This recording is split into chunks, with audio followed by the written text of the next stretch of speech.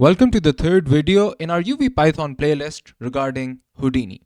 And this is going to be a very short video in which we're going to be exploring basically how UV Python Houdini Launcher can be used to micromanage your installations of packages and versions of Houdini more sophisticatedly basically.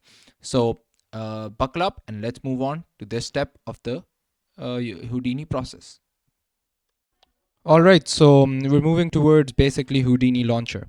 So Houdini Launcher has these different spaces, so you can pick and play exactly what you need to install regarding Houdini, even Houdini functions. As you can see on this launcher, no Houdini Houdini version is installed right now, so we can't launch anything. But it basically has great pathways for us to get better understanding of Houdini as a tool that we want to use to create textures, engines for our games or any game development related activity. So as you can see here, where there's community, there's learning pathways, there are tutorials, there are forums that can help you in Houdini. So if I want to install Houdini here, I can click here.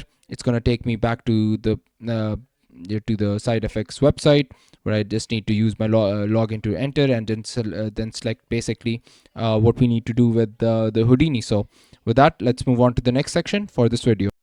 Please like and subscribe if you got any value from this video, and for that matter, let us know in the comments below if these tips and tricks regarding UV Python Houdini are helping you develop more deeper understanding about this platform and UV Python in general basically.